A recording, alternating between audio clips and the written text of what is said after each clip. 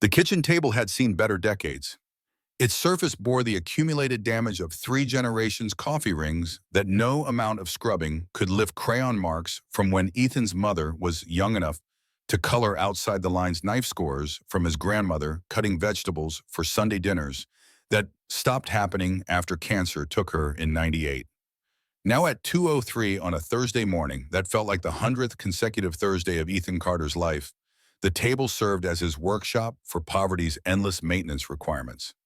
Grace's sneaker sat in the pool of yellow light from the overhead fixture, its canvas upper separated from the rubber sole in a gap that had finally grown too wide to ignore. The shoe was supposed to last until Christmas, another 3 months of wear extracted from materials that had already given everything they had. But poverty didn't respect timelines, and the adhesive that held working-class life together always failed faster than the budget allowed for replacement. Ethan's needle moved with the mechanical precision of someone who'd performed this repair on every pair of shoes his daughter had owned since she started walking. Heavy thread designed for upholstery because it was stronger and lasted longer than the lighter weight stuff. Careful stitches that wouldn't rub against Grace's ankle. His hands calloused from the kind of work that destroyed bodies one shift at a time, moved automatically while his mind tracked numbers that never quite aligned with reality. 34 years old felt both impossibly young and devastatingly old depending on which mirror he looked into. The bathroom mirror showed someone who could still pass for late 20s if the light was dim and you didn't look too closely at the lines around his eyes. The mirror of his bank account showed someone ancient with exhaustion, someone whose youth had been spent on an installment plan that charged interest he'd never quite calculated when he was 20, and stupid and thought military service plus a paramedic certification equaled security. 3 years widowed. The phrase sat in his mind like a stone, smooth from constant handling, but no less heavy for its familiarity. 3 years since the drunk driver, 22 years old college student from Brookline, with parents wealthy enough to hire lawyers who reduced vehicular manslaughter to reckless driving, had T-boned Julia's sedan at an intersection she drove through every day on her way home from the hospital where she worked as an ICU nurse, saving other people's lives while her own leaked away into Boston traffic. 3 years since Ethan became the only parent Grace had left, the only buffer between his 6-year-old daughter and a world that measured worth in dollars and found them both catastrophically deficient. The manufacturing plant paid $18 an hour for work that required Ethan to be on his feet from 6 a.m. until 3 p.m. troubleshooting equipment that broke down because the company refused to invest in maintenance until catastrophic failure forced their hand. The package delivery service paid $14.50 an hour plus $1 per package for evening routes that ran from 4 until 11, driving his personal truck into neighborhoods where porch pirates and parking tickets were just operational costs of keeping food on the table. The odd repair, neighbors leaking faucets, broken appliances, anything mechanical that Ethan could fix with the tools in his truck, and the knowledge accumulated from a childhood watching his father work miracles with duct tape and determination, those paid cash under the table because everyone in this neighborhood understood that survival required flexibility in how you define legal employment.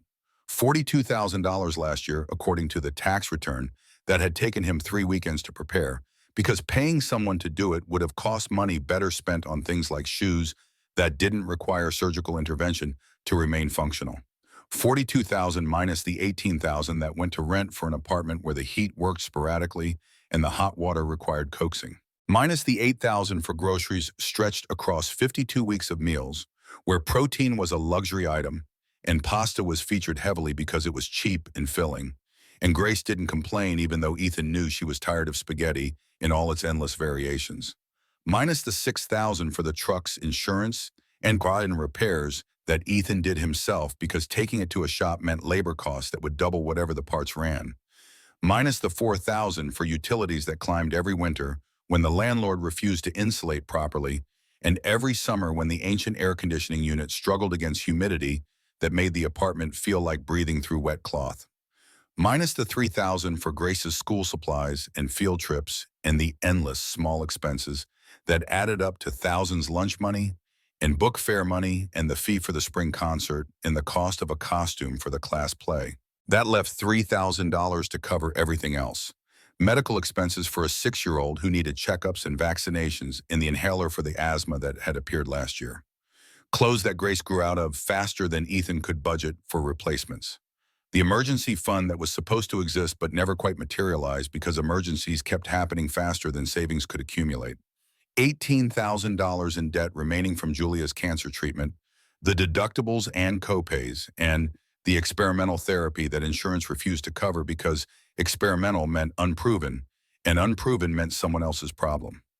The debt collectors had stopped calling after Ethan set up the payment plan, $50 a month, that would take him 30 years to pay off if he never missed a payment, and they never added interest, which they did monthly at a rate that meant the balance never actually decreased, no matter how faithfully he sent his checks. The needle paused mid-stitch as Ethan's vision blurred with exhaustion that went deeper than physical tiredness.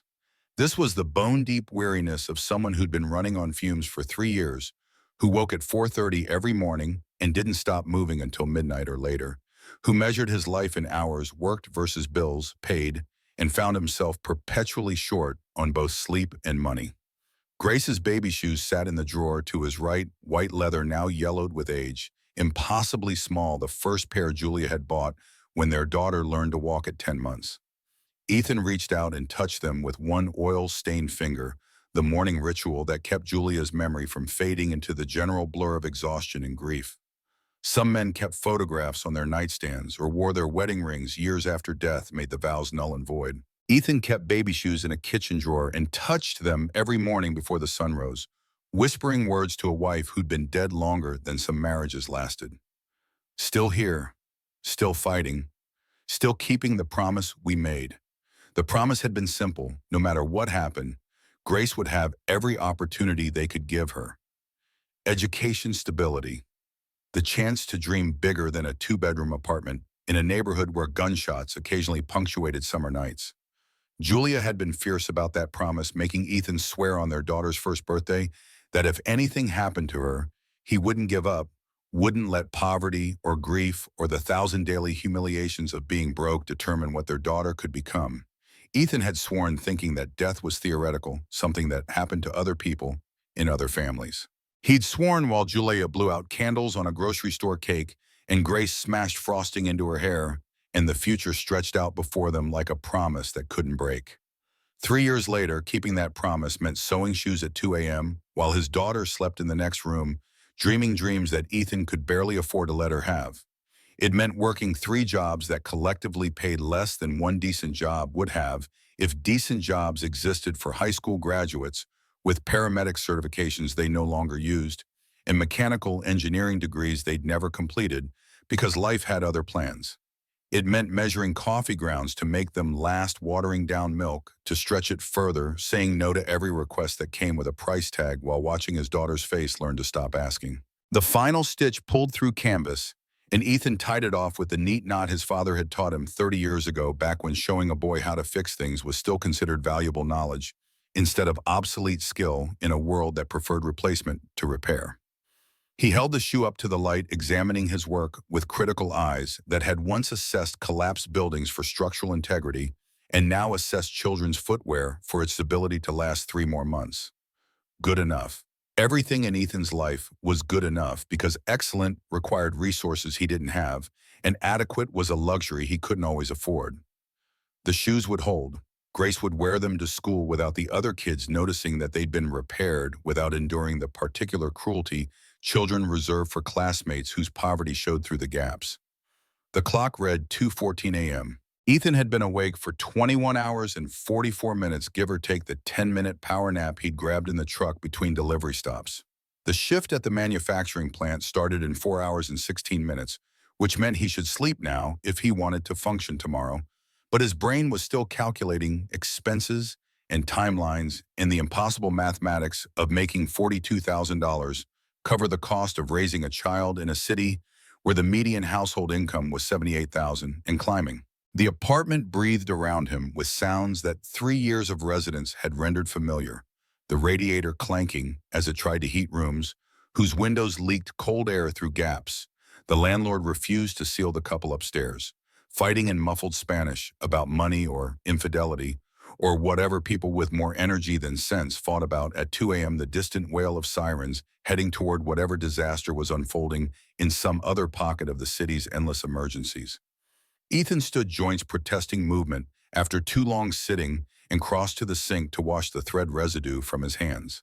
The faucet dripped with metronomic persistence, another repair he needed to make, but kept postponing because the parts cost money and the leak wasn't bad enough yet to justify the expense. Everything was triage in the economics of poverty.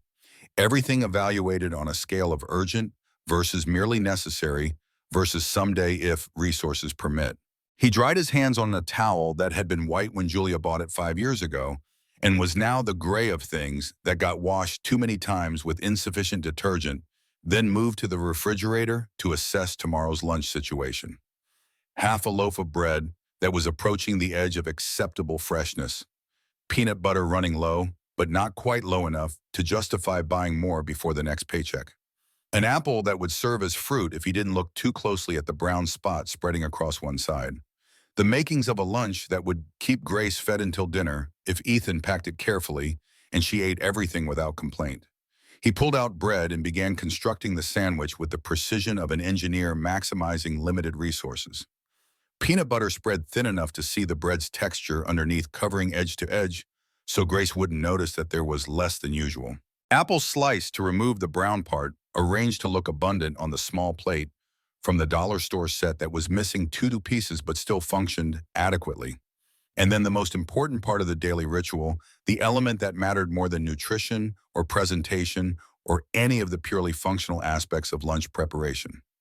Ethan pulled a paper napkin from the dispenser, the cheap kind from the discount grocery store that dispensed 3 when you pulled for one, and retrieved a pen from the junk drawer where writing implements accumulated alongside rubber bands and twist ties and all the other small necessities of household maintenance. The napkin wasn't much to look at. Plain white paper that would disintegrate if it got wet, bearing the logo of a grocery chain that had gone out of business 2 years ago. But words transformed it into something more valuable than the penny. It had cost something that transcended its humble materials and became the daily proof that Grace's father saw her, knew her, believed in her, even when the world seemed designed to make her feel invisible. Ethan wrote carefully despite exhaustion that made his handwriting waver. Have a great day, Grace. Mrs. Patterson told me your science project on plant photosynthesis is the best she's seen in 15 years of teaching. Keep shining. You're going to change the world someday. Love always, Dad. The words were true. Mrs. Patterson had stopped him at pickup last week to rave about Grace's understanding of complex biological processes, her ability to explain scientific concepts in ways that made them accessible to 6-year-old peers, the questions she asked that showed a mind already working at levels most adults never reached. She's gifted, Mr. Carter. You should consider testing her for the accelerated program. The city has scholarships for families who Ethan had cut her off politely because discussing his daughter's giftedness meant discussing resources they didn't have, opportunities that required applications and fees and transportation to magnet schools across the city and all the infrastructure that poverty made impossible. Better to keep Grace in the neighborhood school where she could walk 3 blocks without Ethan having to arrange complicated morning logistics around jobs that started before school did. But the words still mattered. Grace needed to know that her intelligence was visible, valued, a gift that transcended their economic circumstances. She needed the daily reassurance that her father noticed her achievements even when he was working too much to attend parent-teacher conferences or school plays or the science fair, where her photosynthesis project had won first place in a competition Ethan learned about secondhand from Mrs. Martinez. He folded the napkin with the same precision he brought to folding parachutes back when his life had depended on things being folded exactly right. Military training leaving permanent marks on neural pathways that associated precision with survival. The napkin went into the lunch bag alongside the sandwich and apple, and the lunch bag went into the refrigerator where Grace would find it in the morning before school. Ethan knew his daughter would read the note at lunch, sitting alone at a cafeteria table because the other kids had learned she was poor, and poverty was somehow contagious in the social ecosystem of elementary school. She would read his words and smile, and carefully fold the napkin to bring home, adding it to the shoebox under her bed where she kept every note he'd ever written. 167 notes so far. One for every school day since Julia died, a paper archive of a father's love measured in daily affirmations that cost nothing and meant everything. This was how Ethan stayed present even when work kept him absent. This was how he fought against the statistical inevitability of children raised by overwhelmed single parents in underfunded schools, in neighborhoods where poverty concentrated like toxic sludge. This was his weapon against a world that wanted Grace to understand from age 6 that she was less than worth, less than deserving of less than children whose parents could afford better zip codes and private schools and all the accumulated advantages that money purchased. The exhaustion hit like a physical weight as Ethan turned off the kitchen light and moved toward his bedroom. 22 hours awake now, running on caffeine and desperation, and the knowledge that sleeping meant the alarm would come too soon and the cycle would start again. Manufacturing plant, then delivery route, then repairs, then midnight, then Grace's shoes needing attention, then 2 a.m., and somehow it was always 2 a.m. in Ethan Carter's life, always the darkest hour when hope required the most effort to maintain. His bedroom was small enough that the bed, a mattress on a frame purchased from a second-hand store that specialized in furniture other people discarded, dominated the space entirely.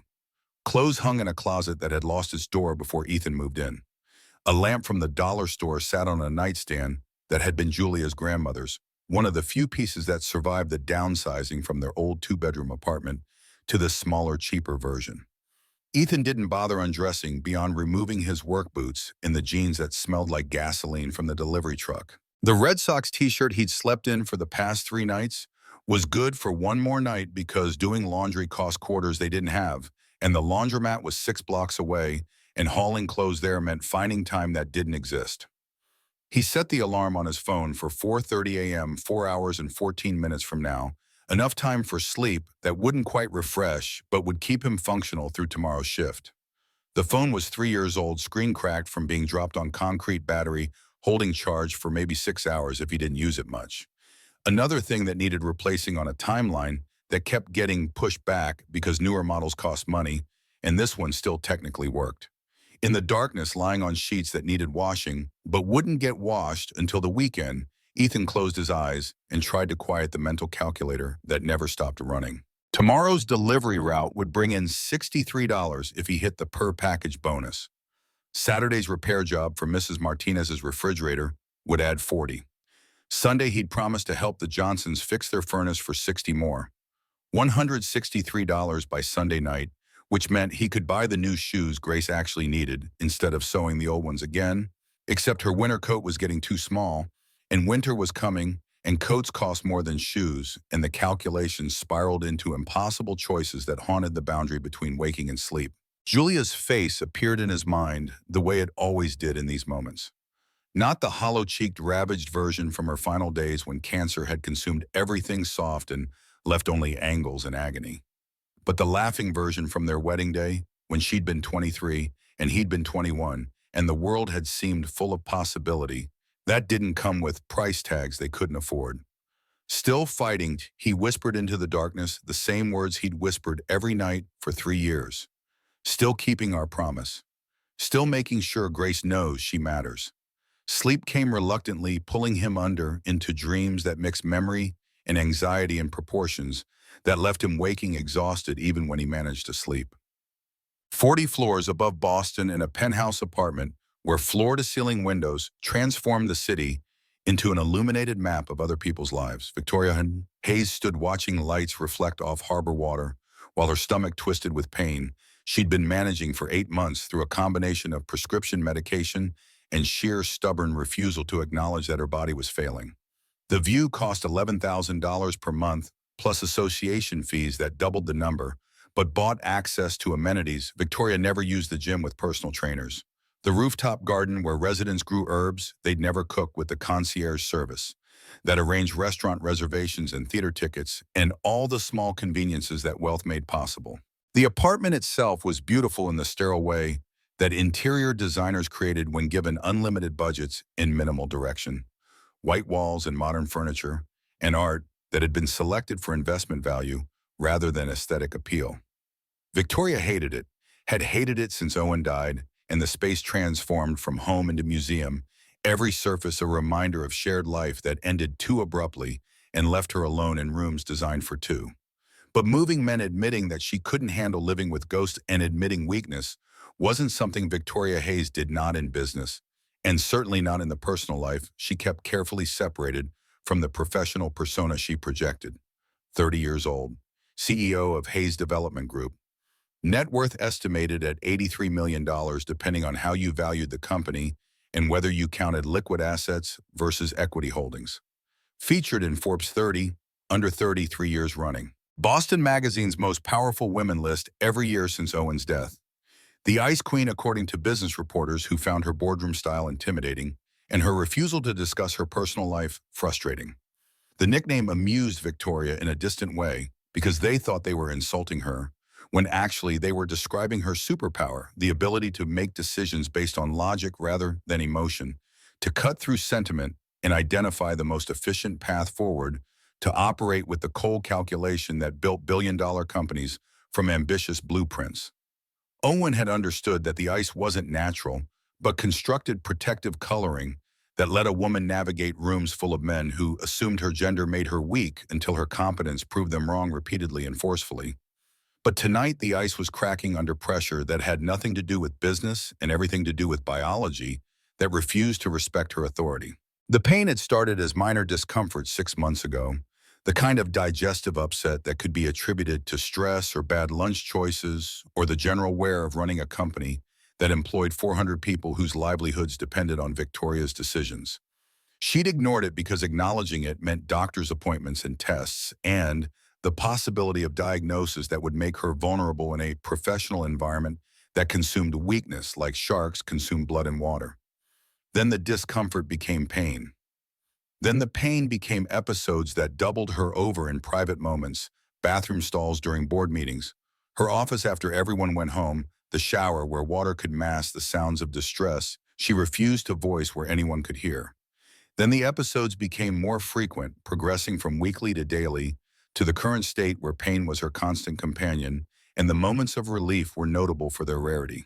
Victoria's doctor, a woman she'd chosen specifically because female physicians were statistically more likely to take women's pain seriously, had recommended an endoscopy after the initial consultation revealed symptoms consistent with peptic ulcer disease.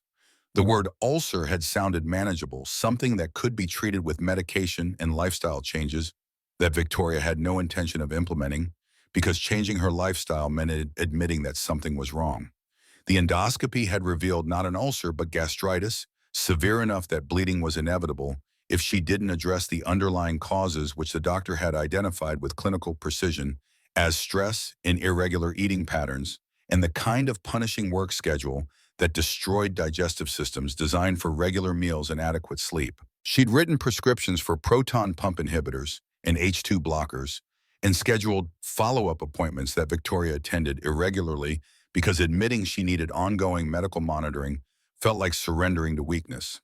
For 6 months, the medications had worked well enough. The pain became manageable rather than debilitating background noise, rather than consuming focus.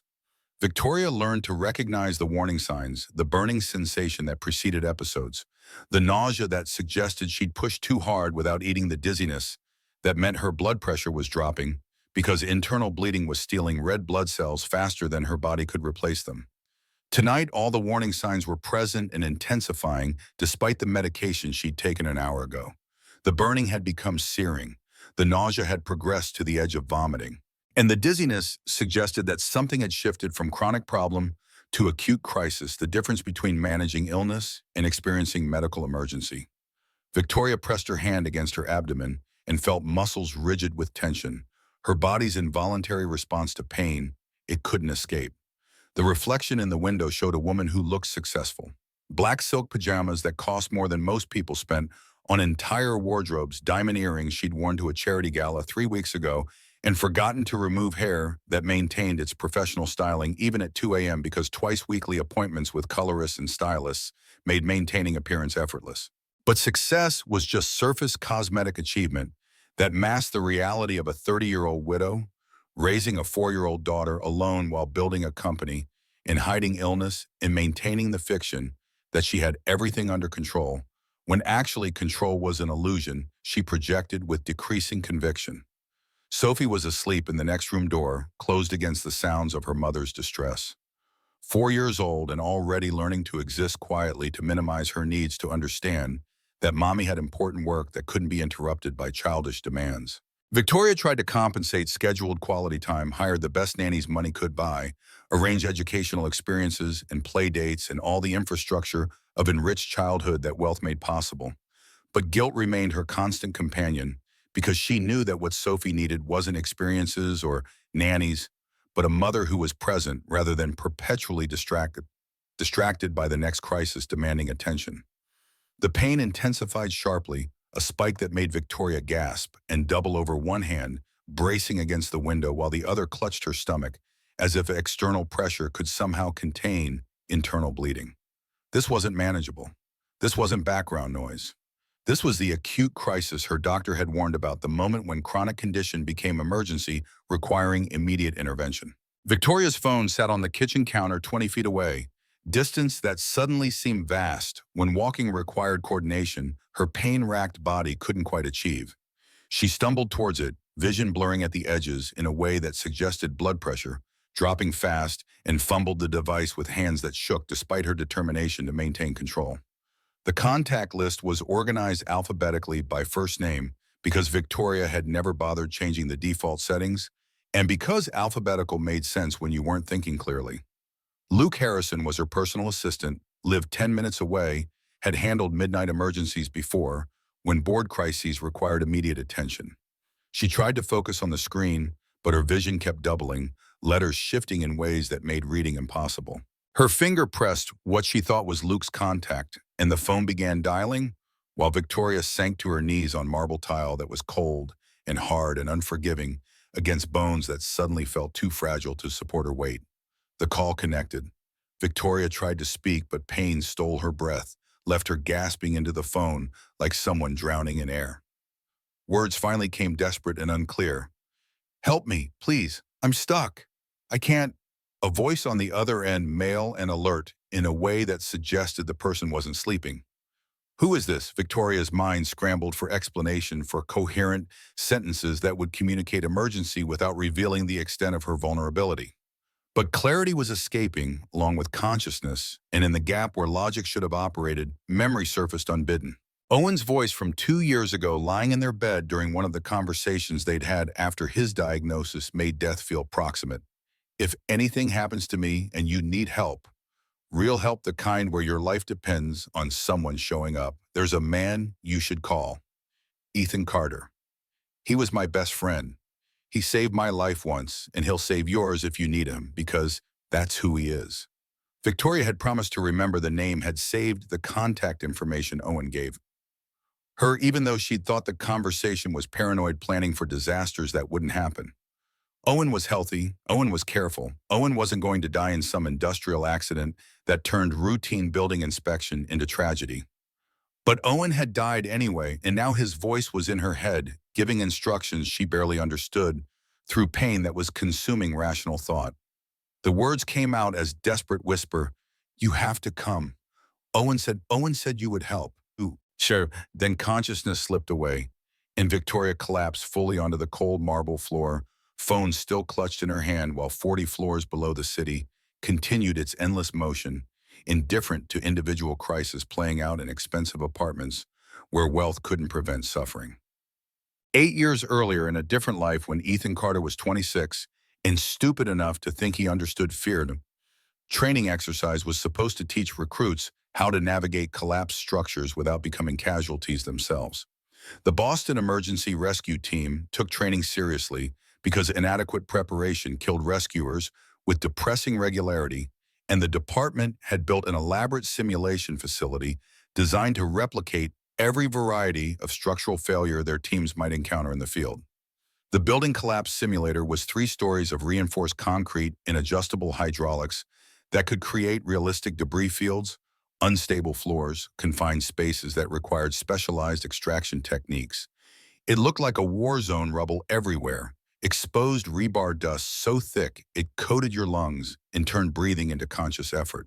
The scenario that day involved navigating through the ground floor to locate mannequins representing trapped civilians, then extracting them through routes that required both physical strength and spatial reasoning to identify paths that wouldn't trigger secondary collapse.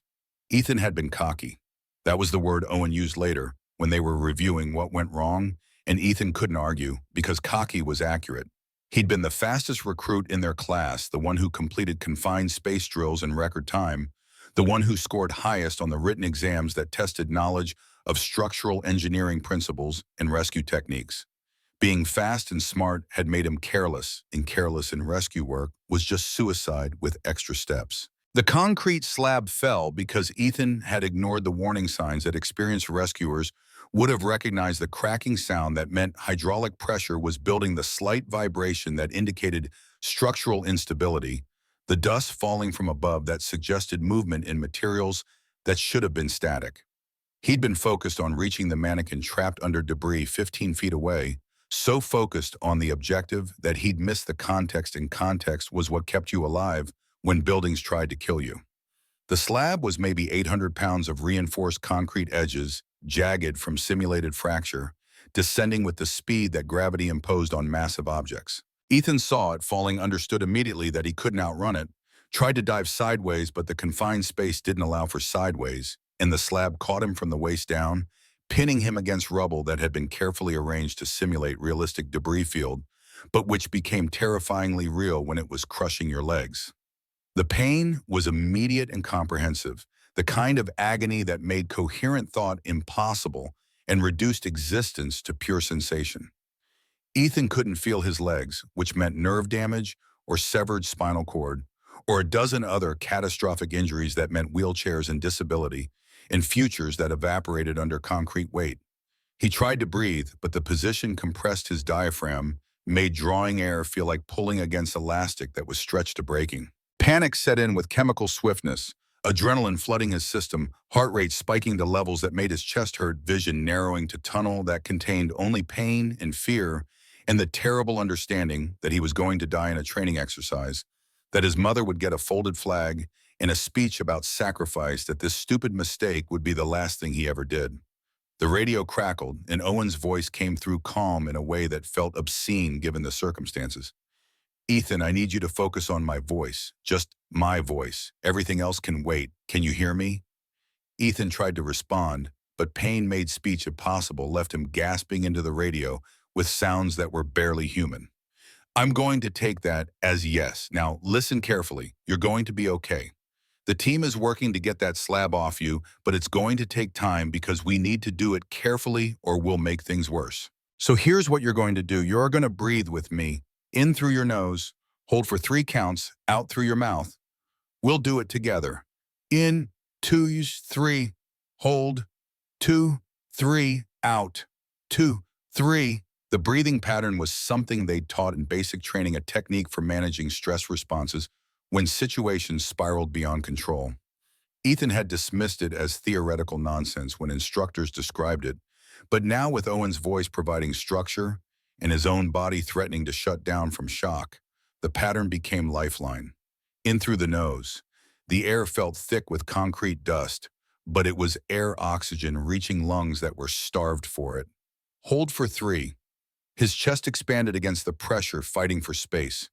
Out through the mouth, carbon dioxide making room for the next breath. Owen kept talking, voice steady and unhurried, despite the fact that Ethan could hear other team members shouting instructions, hydraulic equipment being positioned, the organized chaos of rescue operation that was probably moving with appropriate speed, but felt glacially slow when you were the one pinned under concrete. "That's good. You're doing good. Now I need you to tell me about the pain. Where is it worst? Can you feel your toes? Wiggle them for me if you can."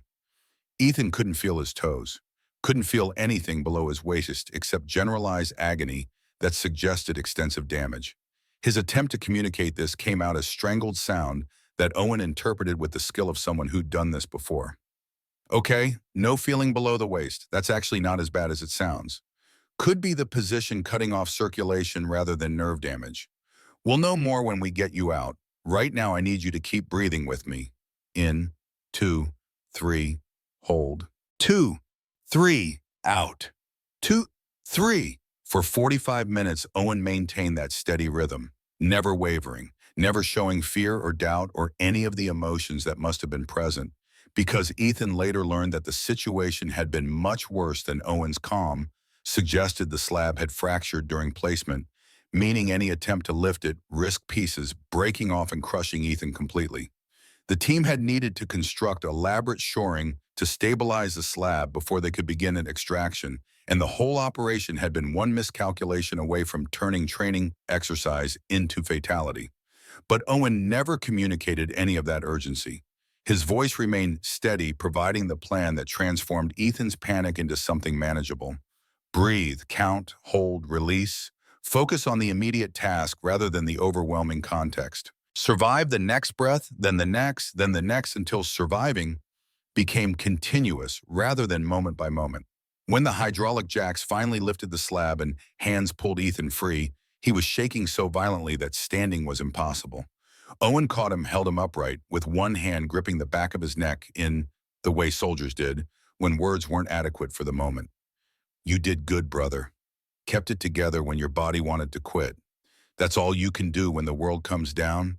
Keep it together until your team reaches you.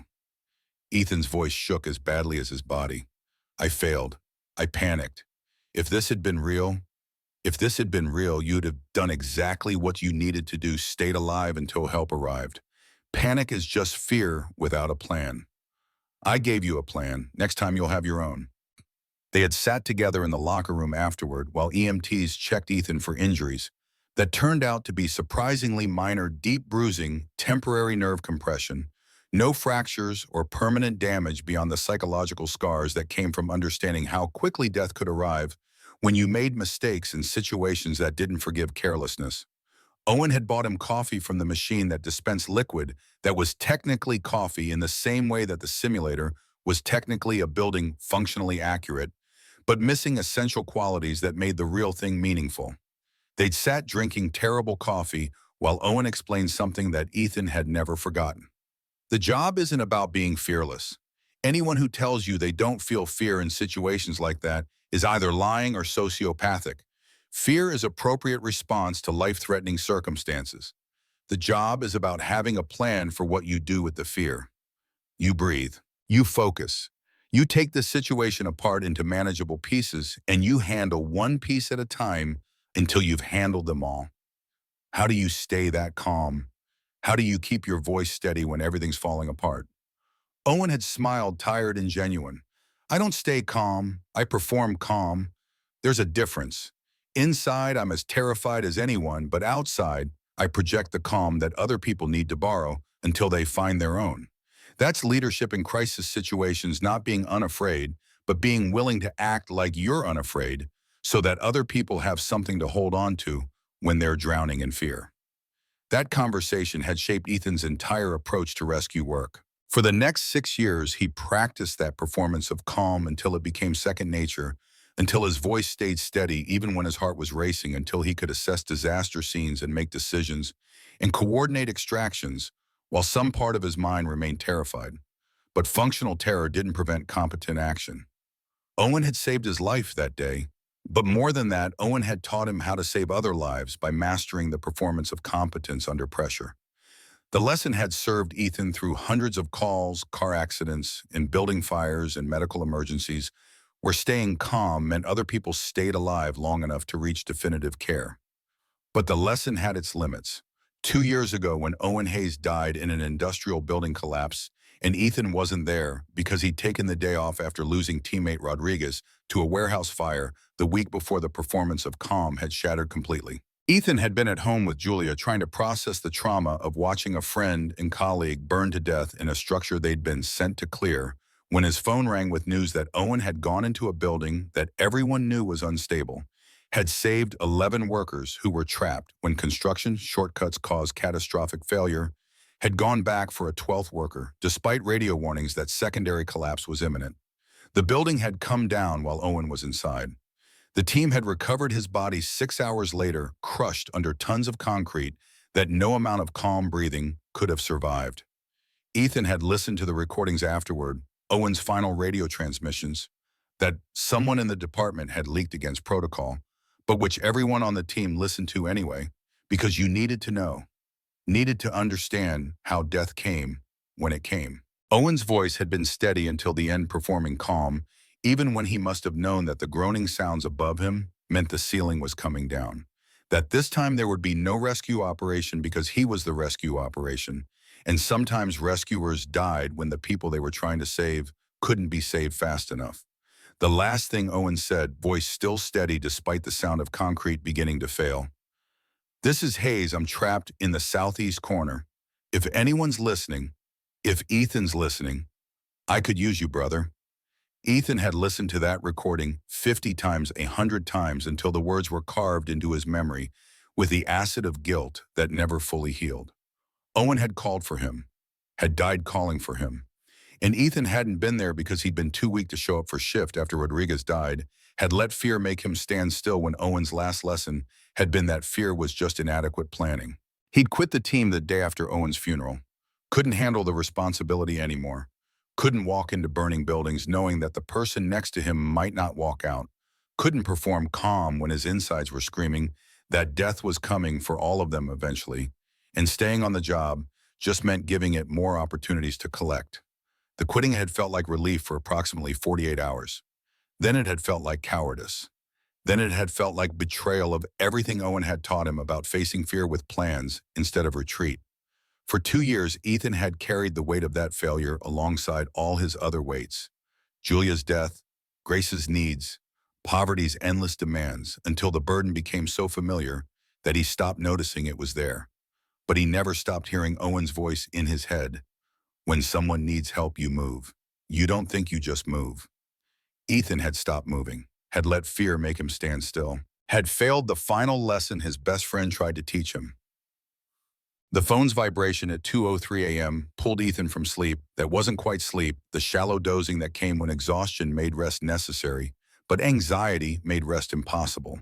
For a moment he lay disoriented in darkness, trying to identify the sound that had woken him, his brain cataloging possibilities with the systematic approach that rescue training had ingrained: fire alarm, Grace crying, something breaking in the apartment's endless list of things that needed repair. Then the phone vibrated again, and Ethan's hand found it on the nightstand screen. Brightness, painful in the darkness. Unknown number, 2:03 a.m. Every instinct screamed that answering was mistake because calls at 2 a.m. were never good news, were drunk dials, or scammers, or disasters that required responses Ethan wasn't equipped to provide from a bedroom in a falling-apart apartment while his daughter slept in the next room. But muscle memory from rescue days overrode rational caution. Calls at 2 a.m. meant someone needed help.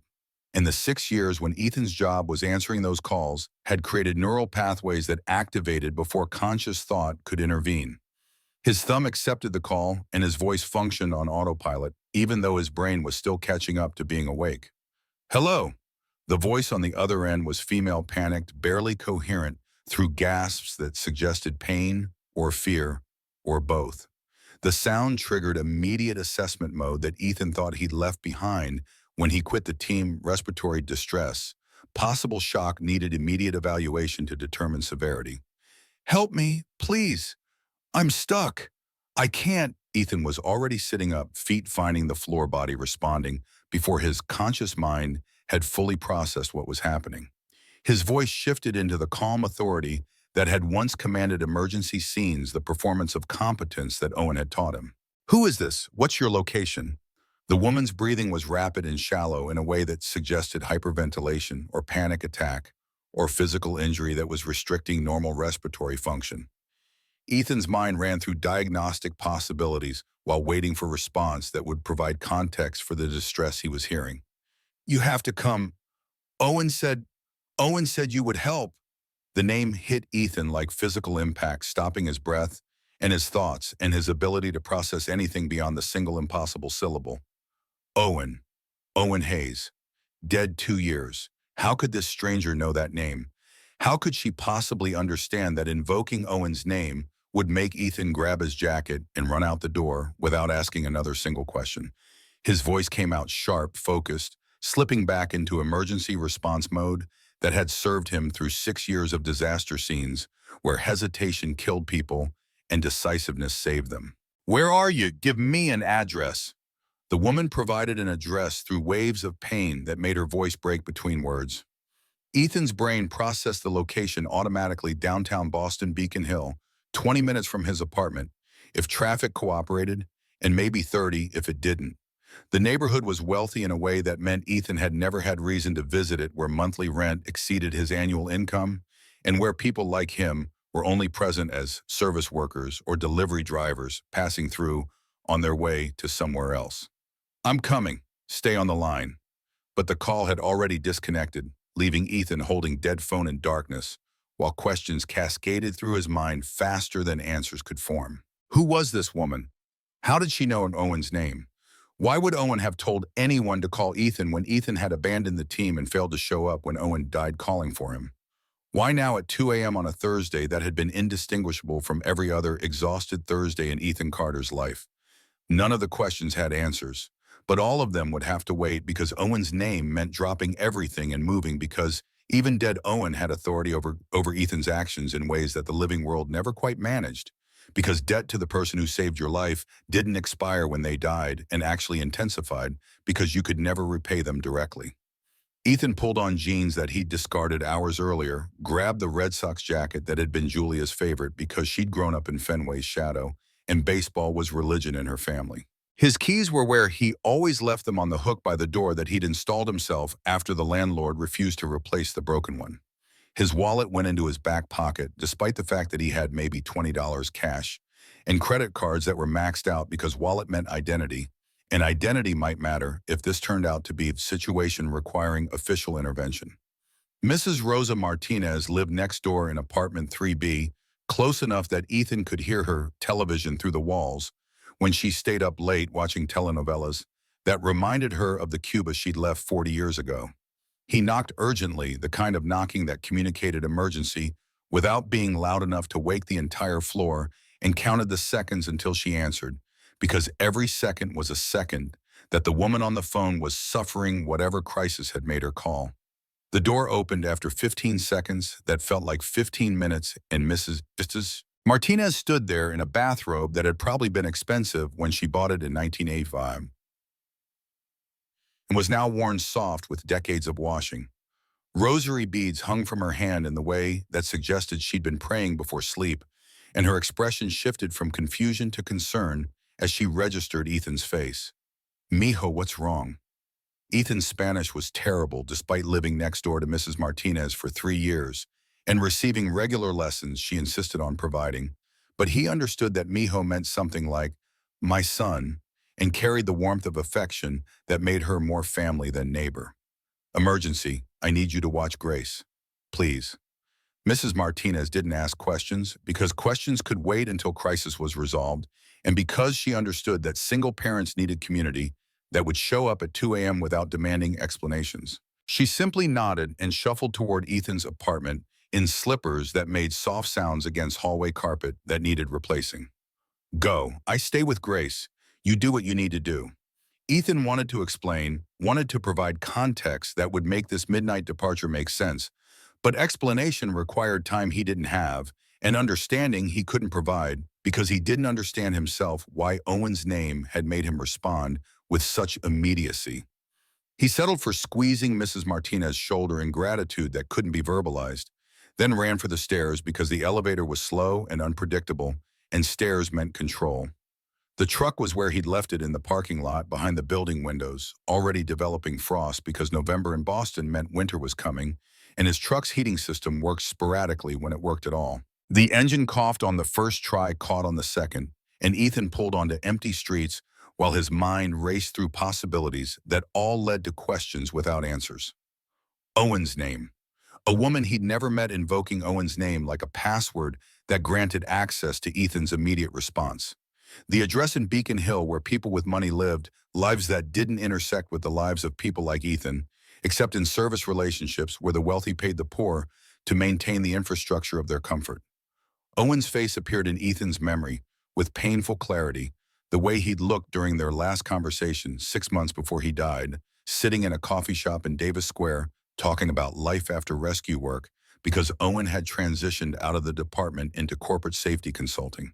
He'd been happy, excited about the work, about using his expertise to prevent disasters, rather than responding to them about building something with the woman he'd married 3 months earlier. In a wedding, Ethan had been too consumed by Julia's cancer treatment to attend. She's incredible, Ethan. Smart and driven. And she sees the world the way I do, as problems that need solving rather than chaos that needs managing. We're going to build something together, something that matters. Ethan had been genuinely happy for his friend, even through the fog of grief that came from watching Julia deteriorate. Owen deserved happiness after years of carrying other people's disasters, deserved a partner who understood his drive to fix broken things, deserved a future that didn't end in concrete collapse. But Owen hadn't gotten the future he deserved. He'd gotten crushed under tons of rubble while trying to save one more person, and Ethan had gotten the guilt of surviving when better men died. The drive to Beacon Hill took 23 minutes because Boston traffic never truly slept, and because Ethan drove carefully despite urgency, because getting pulled over for speeding meant delays he couldn't afford and tickets he couldn't pay. The neighborhood announced itself through the gradual improvement of the urban landscape, potholes giving way to smooth pavement, graffiti, disappearing buildings, transitioning from functional to architectural statements designed to impress. The address was a glass tower that rose 30 stories above the harbor, its facade reflecting city lights in ways that made the building look like it was made of crystallized wealth. A doorman stood in the lobby behind glass doors that probably cost more than Ethan's truck, and Ethan was acutely aware as he parked in the circular drive that he looked exactly like what he was working class, exhausted out of place in a neighborhood where monthly condo fees exceeded his annual income. The doorman moved to intercept him as Ethan approached the entrance. Professional concern that was really class-based suspicion dressed in customer service language.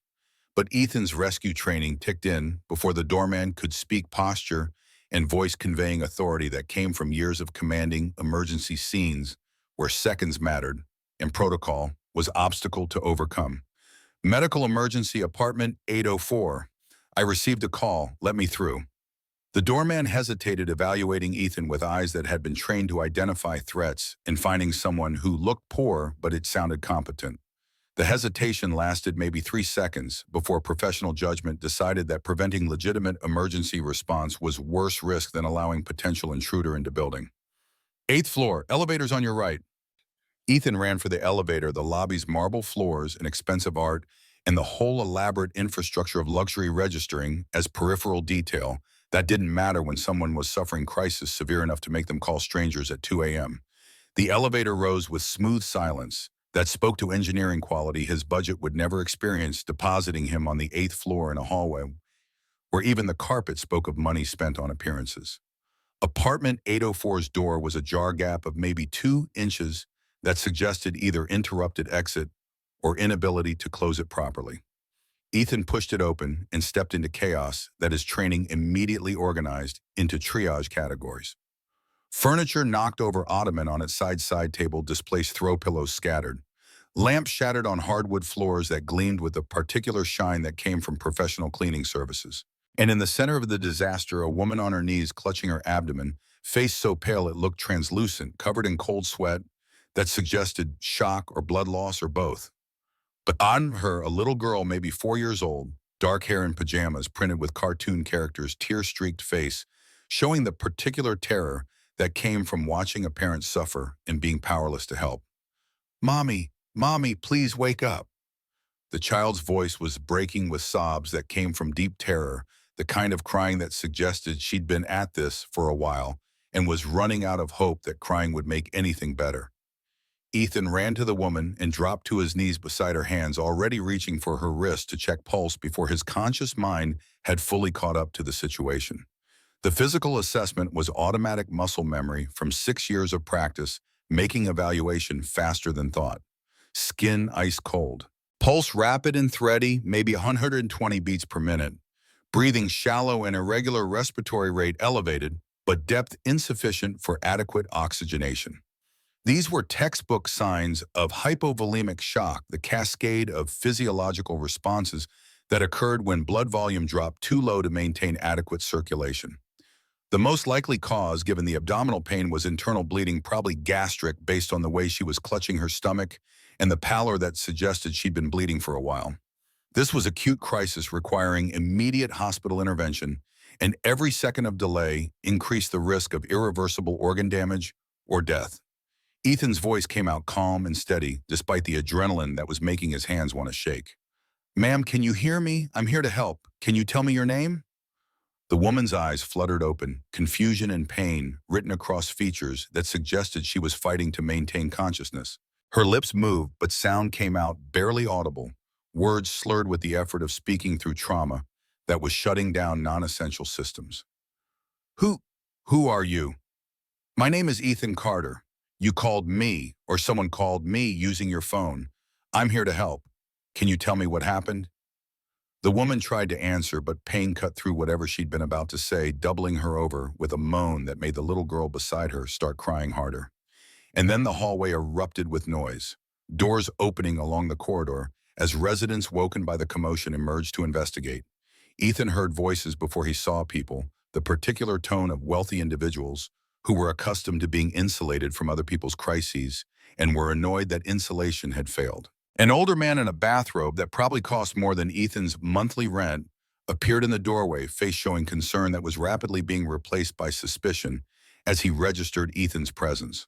The worn jeans, the faded Red Sox jacket, the whole working class aesthetic that marked him as not belonging in this building, this neighborhood, this economic stratum. "What's going on here? Who are you?" A woman in silk pajamas pushed past him, gasping dramatically when she saw the woman on the floor. "Is that Victoria Hayes? Oh my God, what happened?" But then their eyes landed on Ethan, really landed on him, took in the details that marked him as other in this space where wealth was assumed and poverty was invisible, except when it served you coffee or delivered your packages and the narrative began forming before anyone asked for facts. The older man's expression hardened with suspicion. That was really class prejudice dressed as concern. "Wait, who is this man? Victoria, do you know him?"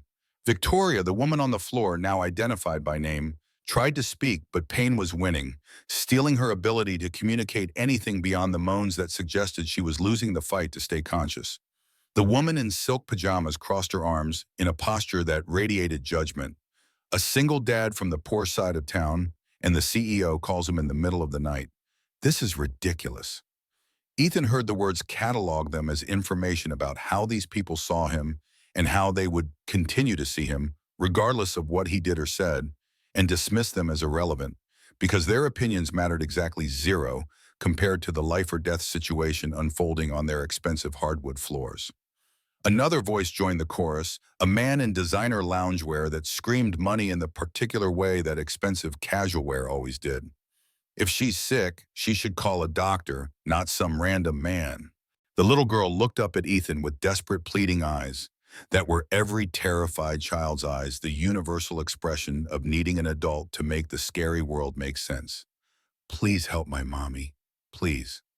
Ethan's focus narrowed to the woman in front of him, to symptoms that were textbook clear to anyone with medical training. He'd seen cases like this before, dozens of them, and he knew with certainty that came from experience that this was acute gastric bleeding, that minutes mattered, that standing here arguing with wealthy neighbors about his right to be present was the difference between this woman living and dying. "Someone call 911, now." The command came out with the authority of someone who'd spent years coordinating emergency responses, and for a moment the crowd hesitated as if they might actually comply. Then the woman in silk pajamas laughed with the particular mockery of someone who'd never been desperate enough to accept help from anyone who didn't match their social class. "You think you're a doctor." Ethan didn't waste time on explanations that these people wouldn't believe anyway. His hand was already pulling his phone from his pocket, fingers dialing 911 with practiced speed while his eyes never left Victoria's face, monitoring her breathing and color for signs of further deterioration. The 911 operator answered on the second ring, professional voice asking for the nature of the emergency. Ethan spoke with clinical precision that came from hundreds of similar calls made over 6 years when his voice had been the link between chaos and intervention. "I need an ambulance at 2247 Beacon Street, apartment 804. Female, approximately 30 years old, presenting with acute abdominal pain, cold sweats, rapid, shallow breathing, signs of hypovolemic shock." Possible gastric hemorrhage. She needs immediate transport. There was a pause on the other end, brief silence, while the operator processed information that included medical terminology civilians didn't typically use. When she spoke again, her tone had shifted from routine to urgent, the change that happened when dispatch realized they were talking to someone who knew exactly what they were describing. Ambulance is dispatched ETA 6 minutes. Sir, do you have medical training? Yes. The single word transformed the operator's approach questions, shifting from basic to specific as she tried to gather additional information that would help paramedics prepare for what they'd find on arrival. But Ethan was barely listening because Victoria's breathing was becoming more labored, and the little girl was clutching his arm with grip that suggested she'd decided he was safety in a situation where safety was rapidly disappearing. The hallway went silent. Every wealthy neighbor who'd been judging and mocking and dismissing him stood frozen and finally understanding that this wasn't entertainment or drama, but actual life and death crisis playing out in front of them. Ethan felt their stares, heard the quality of silence that came from people realizing they'd been catastrophically wrong about someone, but their embarrassment was as irrelevant as their initial mockery. Victoria's eyes were starting to lose focus, consciousness slipping away as blood pressure dropped too low to maintain adequate brain perfusion. Ethan carefully moved her onto her side in the recovery position, the technique that prevented aspiration if she vomited, and that improved circulation by relieving pressure on major vessels. He grabbed a throw blanket from the nearby couch and covered her critical step in treating shock that most civilians wouldn't know, and that might be the difference between maintaining her blood pressure enough to survive until the ambulance arrived. Stay with me, Victoria. Help is coming. Just stay with me. His voice was calm, despite the urgency he felt, the performance of competence that Owen had taught him 8 years ago when Ethan had been the one who needed someone else's calm to survive. Victoria's eyes met his for just a moment, something passing between them that might have been recognition or gratitude, or just the simple human connection of one person helping another in their darkest moment. Then her eyes rolled back and consciousness slipped away entirely, leaving Ethan monitoring her pulse and breathing while counting the seconds until the ambulance arrived and wondering how many of those seconds she had left. The little girl Sophie he'd heard Victoria call her earlier screamed when her mother went limp. Ethan caught the child before she could try to shake Victoria awake, pulling Sophie against his chest with one arm, while keeping his other hand on Victoria's pulse point, feeling the rapid flutter that indicated a heart working overtime to compensate for blood volume that was critically low. It's okay, sweetheart. I'm not going to let anything happen to your mommy. The ambulance is coming, and they're going to take her to the hospital where doctors can help her. But right now, I need you to be brave for her, okay? Sophie nodded against his chest, her small body shaking with sobs that were quieter now, but no less terrified. Ethan held her while monitoring Victoria's vital signs, the practiced multitasking of someone who'd learned to manage multiple aspects of crisis simultaneously because emergency response required you to be everywhere at once. The neighbors who'd been so quick to judge were backing away now, shame written across faces that had been confident in their superiority minutes earlier. Ethan didn't care about their embarrassment or their apologies that would inevitably come once the crisis passed. All that mattered was keeping Victoria alive for the 6 minutes until professional medical care arrived, and in that moment, surrounded by the trappings of wealth that meant nothing when biology failed. Ethan Carter was exactly what Owen had seen in him 8 years ago, someone who showed up when help was needed and who stayed calm when everyone else was losing their composure. In the distance, sirens wailed, growing louder. The paramedics arrived in exactly 6 minutes with equipment that transformed Victoria's living room into mobile trauma bay, stretcher, oxygen IV lines, threading into veins that were already collapsing from blood loss. They worked with practiced efficiency that came from responding to emergencies, every shift asking Ethan questions that confirmed he'd given dispatch accurate assessment and that his intervention had probably bought Victoria the time she needed to survive transport.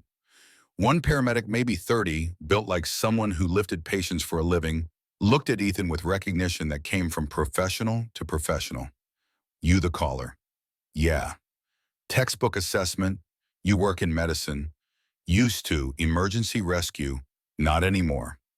The paramedic nodded understanding, written across his face, because everyone in emergency services knew people who'd burned out, who'd left the work.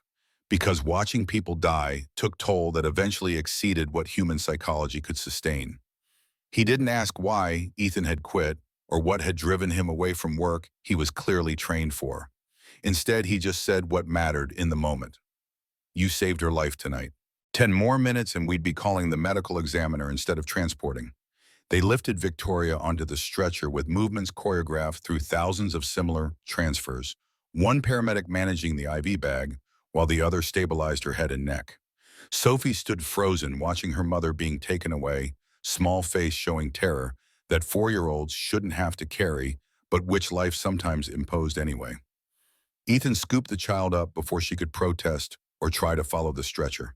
Sophie's arms wrapped around his neck with desperate strength, her face buried against his shoulder, while her body shook with sobs that had exhausted themselves into hiccuping silence. We're going with her, sweetheart. You won't be alone, I promise. The lead paramedic hesitated, professional concern about protocols that limited ambulance occupancy during transport. But something in Ethan's expression, the determination that came from understanding what it meant to be terrified and alone, made him nod toward the ambulance doors. Get in, but stay out of our way while we work. Ethan climbed into the ambulance, still holding Sophie, settling into the jump seat, while paramedics continued their assessment. Victoria's blood pressure was critically low, consciousness gone entirely, vital signs suggesting that internal bleeding had progressed beyond what field intervention could manage. This was race against time and biology was winning by margins that made Ethan's training scream warnings about outcomes that medical personnel never spoke aloud in front of family members. The ambulance pulled away from the building with sirens that shattered the 3 a.m. quiet, and through the rear windows, Ethan watched the crowd of wealthy neighbors standing in the hallway, their faces showing shame and confusion, and the dawning realization that they judged someone catastrophically wrong based on nothing but his clothes and economic status. He didn't care about their embarrassment, didn't care about vindication or apologies or any of the social dynamics that played out in the wake of crisis. All that mattered was the woman on the stretcher, fighting for her life, and the child in his arms who needed someone to perform calm, even when calm was just well-practiced lie. Boston General's emergency room blazed with fluorescent brilliance that made 3 a.m. feel like noon halls crowded with overnight crises that big cities generated with depressing regularity. Doctors and nurses moved with a controlled urgency that came from triage systems designed to process human suffering into manageable categories. Immediately life-threatening, seriously injured, can wait another hour. Victoria went straight to trauma bay. Sophie and Ethan left in waiting area that smelled like industrial cleaner and fear. The child had finally stopped crying, exhausted into silence that was somehow worse than sobs, because silence suggested she'd moved past hope into resignation that 4-year-olds shouldn't understand yet. A nurse approached with clipboard and expression that tried for sympathetic but mostly achieved professional distance.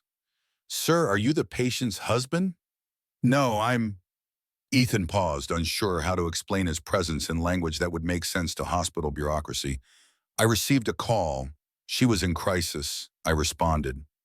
The nurse looked at Sophie sleeping against his chest, then back at Ethan with confusion that suggested this scenario didn't fit any of the categories her training had prepared her for. We need to contact her family. Do you have information about next of kin? I don't even know her last name. She called me. Said someone named Owen told her to. That's all I know.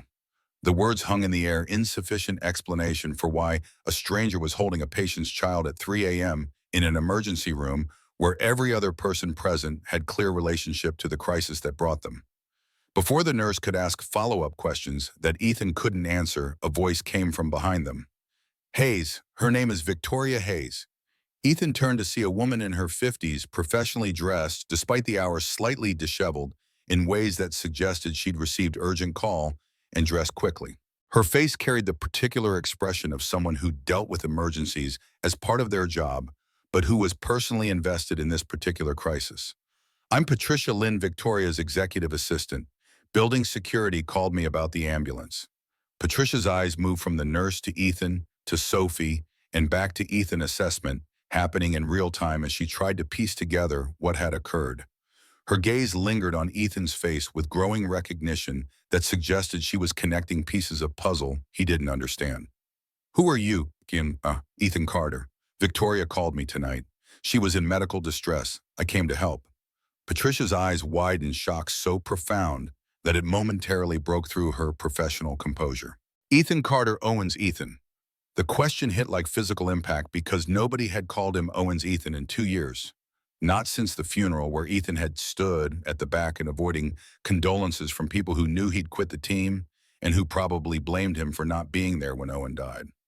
Hearing the phrase now from a stranger who somehow knew about their friendship made the past collapse into the present in ways that left Ethan struggling to maintain the calm he was performing for Sophie's benefit. How do you know that name? Before Patricia could answer, a doctor emerged from the trauma bay, mid-40s, graying at temples, wearing the particular exhaustion that came from overnight shifts in emergency medicine.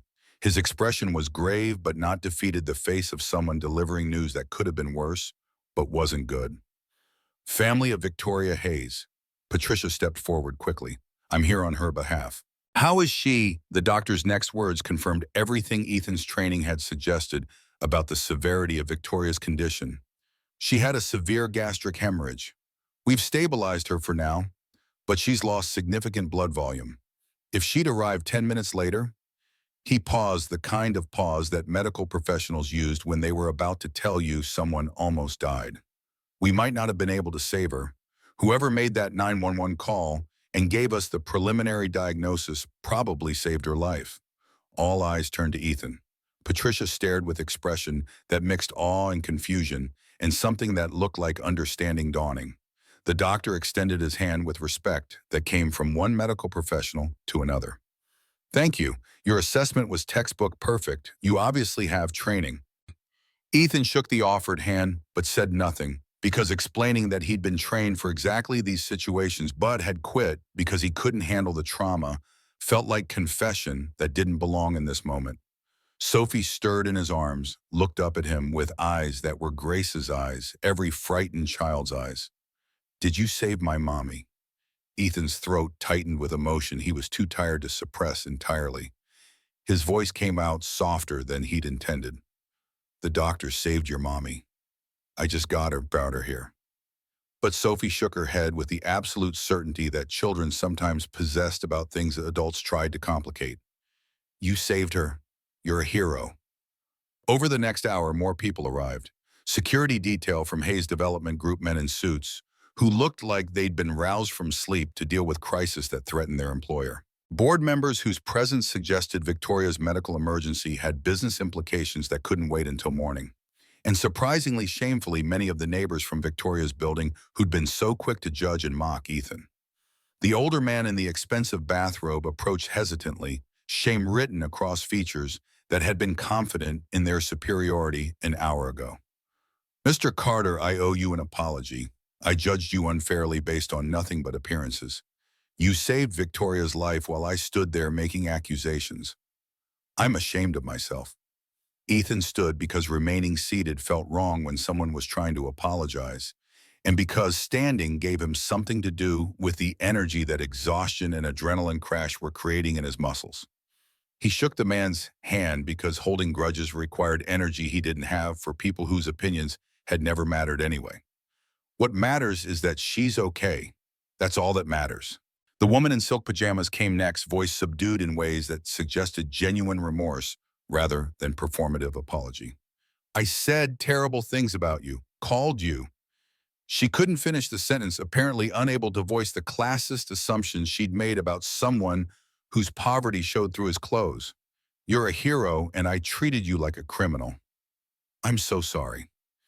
Ethan's response was gentle because these people had already learned their lesson in the worst possible way by almost watching someone die because their prejudices delayed appropriate response. Don't apologize to me. Apologize to her when she wakes up. I'm not the one who was hurt by your words. But his humility only made them feel worse, made them understand that they'd misjudged someone fundamentally good based on economic markers that had nothing to do with character or competence. They'd been so quick to dismiss, so certain that poverty equaled incompetence, and he'd proven them wrong in every possible way.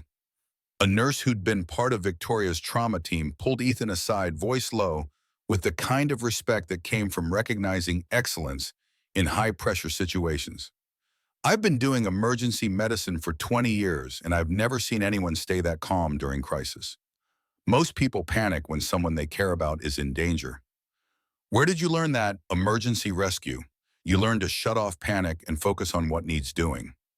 The nurse nodded slowly, understanding that came from working alongside people who'd mastered the performance of competence under pressure. Well, you saved her life tonight. I hope you know that. After another 90 minutes, Victoria was moved to a private room in the ICU, stable, sedated, out of immediate danger, but still requiring monitoring for complications that could arise from blood loss severe enough to require transfusion. Patricia arranged for Sophie to stay with her mother, and Ethan helped settle the exhausted child into a chair beside the hospital bed. Sophie looked up at him with eyes that showed fear beyond her years. "You're not leaving, are you?" Ethan hesitated, because he should leave, should go home to Grace, who would wake in 4 hours wondering where her father had disappeared to, should return to the life that didn't include penthouse apartments and CEO rescues and entanglement with a world he'd left behind when he quit the rescue team. But looking at Sophie's frightened face, remembering the promise he'd made in the ambulance, he couldn't simply abandon her to process her mother's trauma alone. "I'll stay a little longer." Sophie smiled, small, tired, grateful, and grabbed his hand with trust that felt unearned but sacred nonetheless. Patricia pulled Ethan aside before he could settle into the other chair, her voice carrying urgency that suggested what she needed to show him couldn't wait. "I need you to see something. It's important." She led him to a quiet corner of the waiting area where families gathered during overnight vigils and pulled out her phone with the careful handling of someone about to reveal information that would change how someone understood their world. The screen showed a scanned document handwriting that made Ethan's chest constrict with recognition even before his conscious mind processed whose words he was reading. Owen left this letter with his will, very specific instructions about when to share it and with whom. Ethan began reading and the world tilted beneath him. Owen's letter, Patricia. "If anything ever happens to me, I need you to do something. There's a man named Ethan Carter. He was my best friend. I saved his life once during a rescue operation that went wrong. If Victoria or Sophie ever need help, if they're ever in danger, find Ethan. He'll never let them down. He's the most reliable person I've ever known. Promise me you'll remember his name. Promise me you'll find him if they need him. Owen." Ethan stared at the words until they blurred with tears he hadn't let himself cry, since Owen's funeral grief and guilt and confusion combining into emotion too complex to name. His hands were shaking when he finally looked up at Patricia. I didn't know Owen got married. I didn't know he had..." His voice broke. "I lost touch with him after I left the team." Patricia's expression held something that looked like compassion mixed with understanding that came from having watched Owen grieve the loss of his friend to burnout and trauma. Owen Hayes was Victoria's husband. He died in a rescue operation 2 years ago. Industrial building collapse at a construction site. He was trying to save workers trapped inside. The information hit in waves. Owen married Owen, a father, Owen dead, doing exactly what he'd always done, which was run toward danger when everyone else ran away. Ethan had known about Owen's death, had attended the funeral from the back row, where nobody would try to offer condolences he didn't deserve. But he hadn't known about the family Owen left behind, hadn't understood that his best friend had built an entire life in the 2 years after Ethan quit. "He never forgot you, told Victoria about you, said if anything ever happened to him, if she or Sophie were in trouble, to find you, to call you. But she didn't call me. She called someone else, didn't she?" Patricia pulled up another file on her phone showing Victoria's contact list with Ethan's number saved alongside someone named Luke Harrison. She keeps emergency contacts listed by first name. Tonight, when the pain hit and she could barely think, she tried to call her assistant, Luke Harrison, who lives nearby. But her vision was blurred and she hit the wrong contact, Ethan Carter. Your number was still saved in her phone from 2 years ago when Owen gave it to her. Ethan felt reality reorganizing itself around this new information. The understanding that Victoria's call hadn't been random, but had been enabled by Owen's planning, that even dead Owen had been trying to take care of his family by making sure they had access to the one person he trusted completely. So it was a wrong number, a mistake. Patricia's voice carried conviction that suggested she'd spent considerable time thinking about this. "No, it was fate. Owen made sure your number was in that phone, made sure Victoria would find you if she needed you. And tonight, even through pain and fear and confusion, some part of her remembered.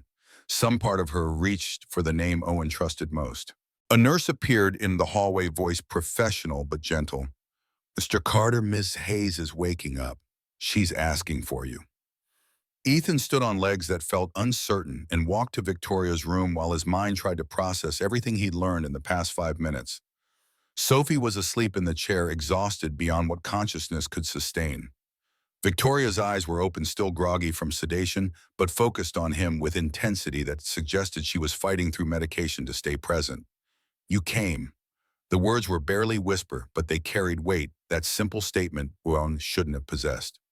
Ethan pulled a chair close to her bedside, sat down carefully to avoid jarring the equipment that monitored her fragile stability. Yes, you saved us. I did what I could. Victoria's eyes filled with tears that spilled over, despite her obvious attempt to maintain composure. And Ethan understood that this woman, this CEO, this ice queen that business press wrote about, was just someone who'd almost died and who was grateful to be alive in ways that transcended professional facades. Owen told me about you, said you were the bravest person he knew, said if I ever needed help, really needed help, to find you. Ethan's throat was too tight for immediate response. When words finally came, they carried 2 years of guilt compressed into a single sentence. He saved my life once. I owed him everything.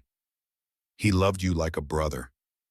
The phrase broke something inside Ethan that he'd been holding together through sheer stubbornness, grief he'd been refusing to process because processing meant accepting that Owen was gone and that Ethan had failed to be there when Owen needed him most.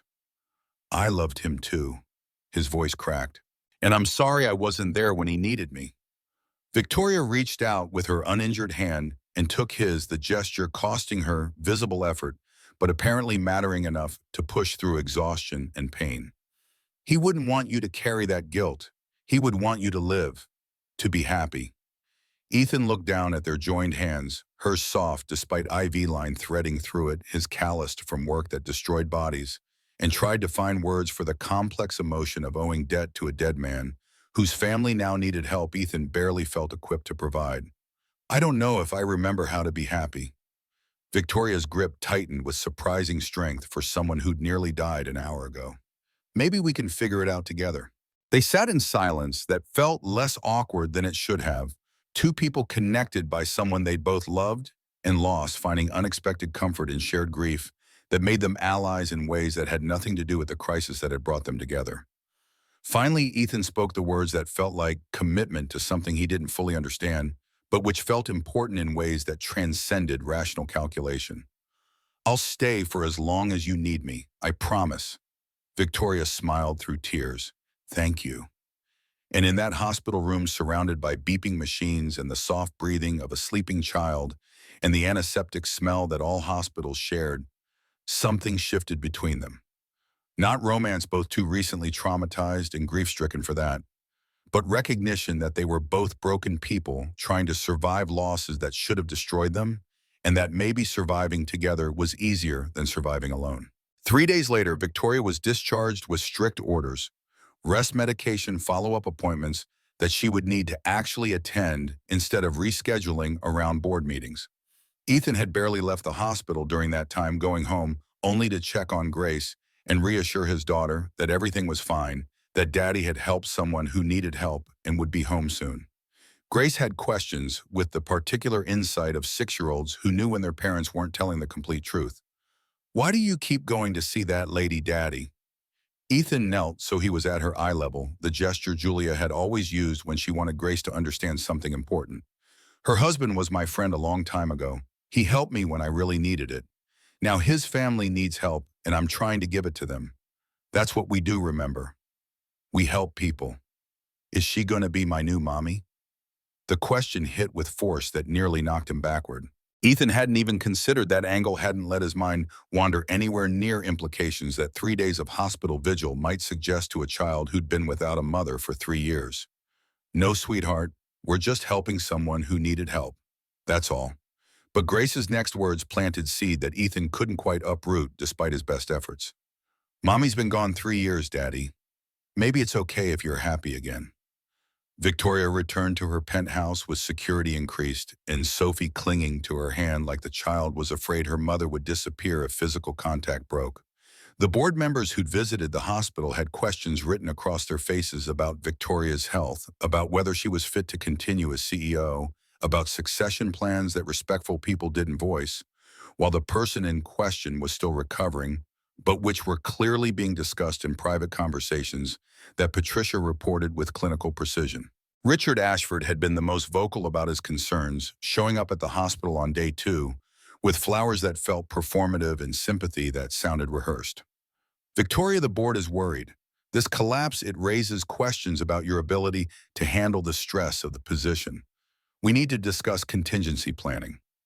His tone suggested concern, but his eyes calculated, and Victoria had been in business long enough to recognize power plays disguised as worry. Richard was VP of Operations, 52 years old, 15 years with the company, and longer than that with Owen, back when they'd both worked rescue operations before Owen transitioned into private sector safety consulting. He carried himself with the particular entitlement of someone who believed his history with the deceased gave him authority over the living. Victoria had ended the conversation quickly because arguing with Richard never changed his mind, only gave him ammunition for the campaign she knew he was building. But his words lingered like smoke, polluting thoughts she'd been trying to keep focused on recovery rather than corporate warfare. Ethan returned to his own life the day Victoria was discharged, climbing back into the truck that smelled like gasoline and driving to the manufacturing plant where his shift started in 20 minutes. The past 3 days felt surreal in the way that emergencies always did once adrenaline faded. Had he really spent 72 hours in a hospital, keeping vigil over a woman he'd never met before? She called him at 2 a.m. Had Sophie really fallen asleep in his lap 3 separate times, trusting him with the unconscious certainty that children reserved for people who'd proven themselves safe? The manufacturing plant paid $18 an hour for work that made his back scream. By hour 6, troubleshooting equipment that broke because the company refused preventive maintenance. The delivery route started at 4 p.m., $63. If he hit bonus targets that required speed, the truck's bald tires made dangerous. And waiting at home was Grace, who'd spent 3 nights with Mrs. Martinez and who had questions about where Daddy kept disappearing to and why he came home smelling like hospital antiseptic. This was reality. The hospital had been aberration, temporary excursion into a world where people like Ethan only appeared as service workers delivering packages or fixing equipment. Victoria Hayes and her penthouse apartment and her billion-dollar company existed in different universes than the one where Ethan sewed his daughter's shoes at 2 a.m. and counted dollars to determine whether they could afford both milk and bread this week. But 2 days after Victoria's discharge, Patricia called with a request that pulled Ethan back toward the orbit he'd been trying to escape. "Can we meet? I have something Owen wanted you to see. Something I've been holding on to until the right time." They met at the same coffee shop where Ethan had once met Owen to talk about life after rescue work, the kind of place where coffee cost $2 instead of $7 and where people wore work clothes instead of business suits. Patricia brought a box that she handled with the care of someone carrying precious cargo. "Owen left this with me. I'm the executor of his estate. I needed to decide when was the right time to show you." Inside was Owen's rescue team journal, leather-bound, worn from years of field use, filled with handwriting that made Ethan's chest ache with recognition of loops and slants that had once annotated rescue plans and now existed only as archive of a mind that no longer thought. Patricia had marked specific pages with sticky notes, and Ethan opened to the first with hands that trembled despite his determination to maintain composure. Owen's journal, March 12, 2016. "Ethan saved 6 people today from a pileup on I-90. Some kid from Wellesley, 20 years old, drunk, crossed the median doing 70, and created chain reaction that involved 8 vehicles. Should have been catastrophic.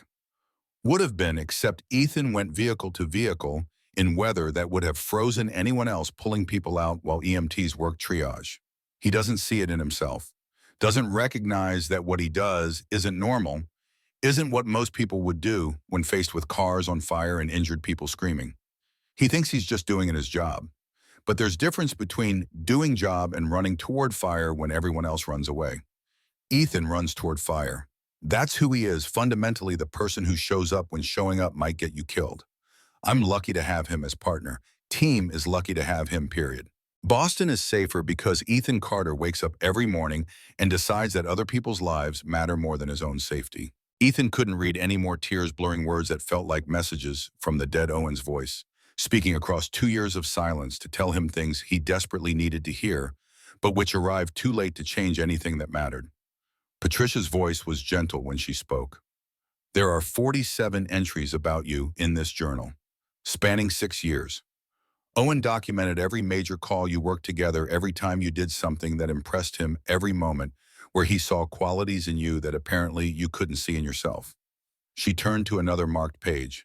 Owen's journal, June 3rd, 2017. Lost Rodriguez yesterday. Warehouse fire flashover caught him before he could get out. Whole team is devastated because Rodriguez was good people, funny, competent. The kind of guy who made terrible shifts bearable just by being present. Ethan quit today. Said he can't handle the pressure anymore. Can't watch another teammate die. Can't keep doing work where the best case scenario is everyone survives and worst case is somebody's family gets a flag and a speech about sacrifice. I don't blame him. Grief after losing someone you worked with every day is brutal. It's not just loss, it's the knowledge that you could be next. That every shift could be the last one, that saying goodbye to your family in the morning doesn't guarantee you'll see them at night. Part of me wants to ask him to stay because he's the best partner I've ever had, and because the team needs people like him who don't quit when situations get difficult.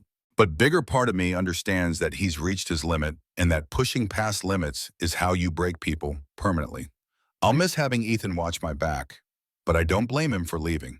Sometimes the strongest thing you can do is admit you can't do something anymore. I just hope he knows that leaving doesn't make him coward. It makes him human. Ethan's voice came out strangled when he finally managed to speak. He didn't hate me for quitting. He never hated you. He worried about you, missed you, but he understood why you left and he respected your decision even when it meant losing his best friend. Patricia flipped to another page, this one dated several months after Ethan had quit. Owen's journal, November 8, 2018. Ethan sent a gift for Sophie's first birthday even though he hasn't spoken to me in over a year. A rescue teddy bear, the kind we used to give to scared kids during evacuations, the ones with the fire department patches and the soft fur that soaks up tears. He remembers the work and what it meant and why we did it, even though it cost him more than most people will ever understand. The card was simple. Congratulations on your daughter. Hope she grows up knowing her father is a hero. But the fact that he remembered it all says everything about who Ethan is. Maybe one day he'll forgive himself for leaving. I already have. There was never anything to forgive. Patricia pulled out one more page, this one dated 6 months before Owen died. Owen's journal, February 14th, 2019. Told Victoria about Ethan tonight. Showed her his photo from the team days, the one from the commendation ceremony after the I-90 rescue, where Ethan looks embarrassed by the attention and like he wants to be anywhere except on stage receiving recognition for doing what he considers basic job requirements. Victoria asked why I keep talking about someone who quit someone I haven't seen in months. I said because he's my brother. And brothers don't stop being brothers just because life pulls them in different directions. I'm putting Ethan's number in Victoria's emergency contacts. She thinks I'm being paranoid. Maybe I am. But rescue work teaches you that the worst case scenario isn't theoretical, it's Tuesday. And if Tuesday comes and I'm not there, I need to know someone will answer when Victoria calls for help. Ethan will answer, because that's who he is, the person who shows up when showing up matters most. Ethan broke down completely. First time he'd cried since Owen's funeral grief that had been compressed into manageable box for 2 years, finally breaking through containment. Patricia let him cry without trying to offer comfort that would have felt hollow just sitting across from him in the coffee shop, while other customers pretended not to notice the man weeping over a dead friend's journal. When Ethan could finally speak, his voice was raw. I should have been there when he died. If I'd still been on the team. Patricia's voice carried firm conviction that suggested she'd spent considerable time thinking about this exact question. Then maybe you'd both be dead. That building collapsed in 8 seconds. Even you can't outrun physics. Owen knew the risks, made his choices, went back for that last worker knowing the structure might come down. Those were his decisions, not yours. She paused, then delivered information that recontextualized everything Ethan thought he knew about Owen's death. The person who was supposed to be on site that day was Richard Ashford, VP of Operations at Hayes Development now, but back then he was transitioning from rescue work into corporate safety consulting alongside Owen. Richard was supposed to do the building inspection that day. He called in sick. Ethan's mind processed this new information, trying to fit it into narrative that had always been simple. Owen died because Ethan wasn't there to watch his back. But if Richard was supposed to be there instead, if Owen had taken someone else's shift as favor, Owen took Richard's shift as favor. Richard had been out drinking the night before at some business dinner, woke up hungover, called Owen, and asked him to cover. Owen said yes because that's what teammates did for each other. Richard's been carrying that guilt for 2 years. And from what Victoria tells me, he's twisted it into something toxic, blaming her for pulling Owen away from rescue work into corporate consulting, blaming you for abandoning Owen when he needed you, seeing himself as the only person who truly understands what Owen was. Patricia's next words carried warning that suggested she knew something about Richard's current activities. He's been building opposition on Victoria's board, trying to position himself to take over as CEO. Uses Owen's memory as justification, claims Victoria's decisions dishonor what Owen built, that the company should be run by someone who understood Owen's true values. He sees you as threat now that you're in Victoria's life. Be careful. That warning proved prescient when Victoria called Ethan 2 days later with invitation that felt dangerous in ways he couldn't quite articulate. I'd like you and Grace to come to dinner, at my place, just to say thank you properly. Ethan's first instinct was to refuse because accepting felt like crossing line from emergency responder to something else, something that might require reciprocation he couldn't afford financially or emotionally. But Grace had been asking about Sophie, the little girl from the hospital, the one who'd been so scared. Was she okay, and denying his daughter friendship because of his own discomfort seemed cruel. They went. The penthouse felt even larger with Grace in it, his 6-year-old daughter staring wide-eyed at marble floors and original artwork and floor-to-ceiling windows that showed Boston sprawling beneath them, like promise of everything Ethan couldn't provide on $42,000 a year. Dad, is this how rich people live? Grace whispered it like she was in museum, afraid to touch anything, and Ethan's heart broke because his daughter shouldn't have to feel like visitor in spaces where other children live naturally. Sophie appeared from her room, and the two girls stared at each other with wariness that children showed when adults were clearly trying to force friendship. Then Sophie held out a stuffed rescue bear, the kind Owen used to give to scared kids, and Grace's face transformed. My daddy used to give these to kids. My first daddy did too. And just like that, the girls disappeared to Sophie's room, leaving Ethan and Victoria alone in living room that could have housed his entire apartment. Victoria didn't waste time on small talk, the directness that had made her successful CEO apparently extending to personal conversations.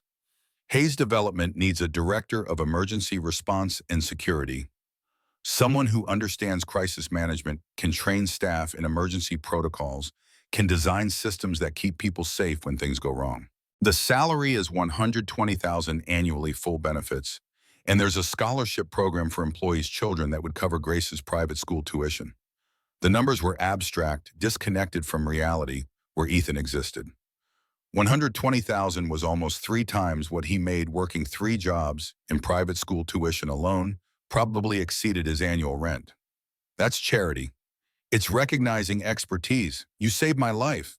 You assessed crisis in 30 seconds that would have taken medical professionals 10 minutes. You kept calm while everyone else panicked.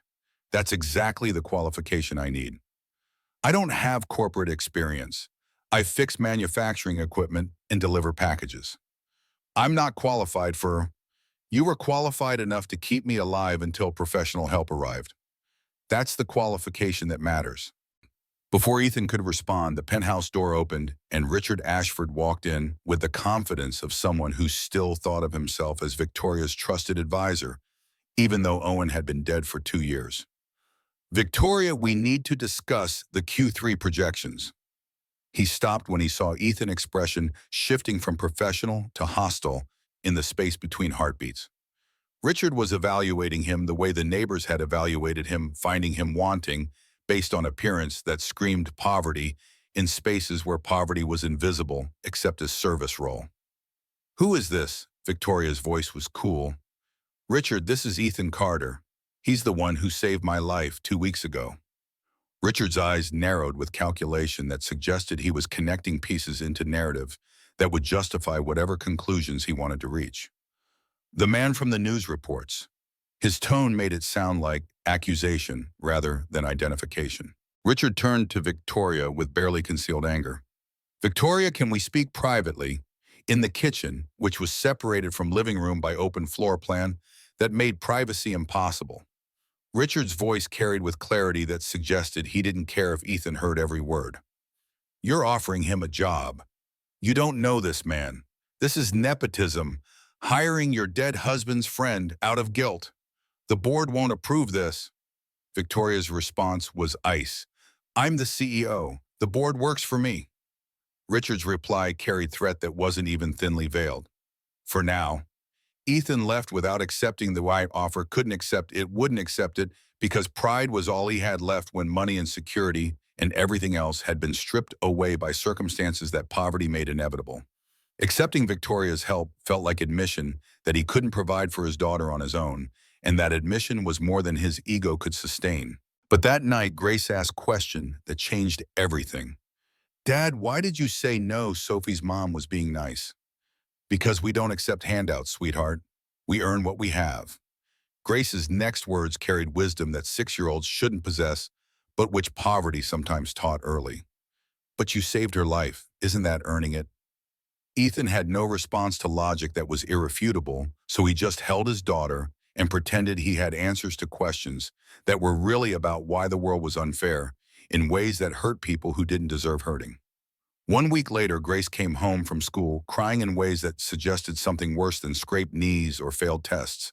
The story came out in fragments between sobs. Rich kids from private schools sometimes volunteered at Grace's underfunded public school for community service hours, and they'd learned about Ethan's rescue of Victoria Hayes through news coverage that had made the story minor sensation in Boston's business community.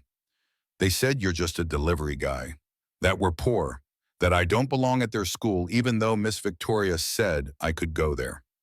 The cruelty was specific in ways that reflected parents' prejudices, children learning to measure worth in bank accounts and zip codes, and all the markers that separated people who mattered from people who didn't. Ethan held his daughter while she cried and understood with terrible clarity that his pride was hurting the person he was trying to protect. Grace deserved better than public school that was teaching to standardized tests because resources didn't exist for anything else. Deserved classmates who wouldn't mock her for being poor. Deserved opportunities that Ethan's $42,000 would never provide. The next day, Ethan called Victoria. "If the offer's still open, I accept." Victoria's relief was audible even through phone connection. "It is. And Ethan, thank you." 2 weeks after Ethan started working at Hayes Development, the Boston Business Journal published a story that had Richard's fingerprints all over it. Hayes Development CEO's rescue romance, savior, or opportunist. The article detailed everything. Ethan's 3 jobs, his debt, his lack of corporate experience, his friendship with Owen, the suspicious timing of Victoria hiring him weeks after he'd saved her life. Anonymous board member, obviously Richard, was quoted extensively about emotional decision-making and questionable judgment, and concerns about CEO's fitness to lead. The story went viral on business Twitter within hours. Memes about rescue romance. Think pieces about whether gratitude should influence hiring decisions. Stock analysts questioning Victoria's judgment. Hayes Development stock dropped 4% in a single day. Grace transferred to Sophie's private school the following week with scholarship Victoria had arranged, and the bullying intensified immediately. Rich kids who had learned prejudices from parents who had read the Business Journal article made sure Grace understood she didn't belong. "Your dad only has a job because Miss Hayes feels sorry for him. My dad says your dad is poor and trying to marry a rich lady." Grace came home crying every day for a week until Sophie, tiny 4-year-old Sophie, who'd learned courage from watching her mother face down boardrooms, stood up during lunch and said in voice that carried across the cafeteria, "Ethan saved my mommy's life. Your daddies just sit in meetings and talk about money." Who's the real hero? The bullying stopped, but the damage was done, and Ethan understood that accepting Victoria's help had dragged his daughter into warfare he hadn't anticipated and couldn't fully protect her from.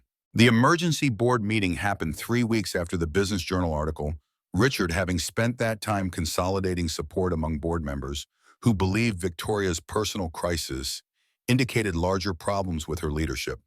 The evidence he presented was devastating because it was technically accurate. Victoria had been hiding her illness. She'd hired Ethan based on personal connection rather than executive search. The stock price had declined. Major clients were expressing concern about leadership instability. I propose we transition Victoria to Chairman Emeritus, an honorary position with no operational authority. I'll assume CEO responsibilities until we can conduct proper search for permanent replacement. Richard had the votes. 3 board members he'd been cultivating for months, convinced that Victoria was making emotional decisions that would destroy the company Owen had helped build. Victoria fought back with Data Ethan's emergency response protocols, the safety improvements that had already reduced workplace incidents by 18%. In 3 weeks, the expertise that came from 6 years of rescue work that corporate consultants couldn't replicate. But Richard had prepared his counterattack, the one that struck at Victoria's vulnerability rather than Ethan's qualifications. Ms. Hayes, can you explain to the board why you're so personally invested in defending an employee with 3 weeks tenure? The implication was clear, the suggestion that Victoria's judgment was compromised by personal feelings that had no place in boardroom decisions. The vote was 5-4 in Victoria's favor. She won barely, but Richard left the meeting with a smile that suggested he was just getting started. That night in the parking garage after the board meeting, Victoria confronted Richard with fury she'd been containing. I know what you're doing. You're trying to remove me so you can take over the company. Richard's mask finally slipped, 2 years of compressed guilt and resentment spilling out in words that had been building since Owen's funeral. Owen died because you pulled him into this soft corporate world. If he'd stayed in rescue work where he belonged, he'd be alive. This company should go to people who understand what Owen really was, a hero, not a businessman. Victoria's voice was steady despite the anger vibrating through her. Owen chose this life, chose business, chose me. You don't get to rewrite his choices. Richard's voice broke with emotion he'd apparently been suppressing for 24 months. I was supposed to be at that site. I was supposed to do that inspection. I called in sick because I was hungover from a business dinner, and Owen took my shift as a favor, and he died saving people I should have been there to save. The confession hung in the parking garage's recycled air.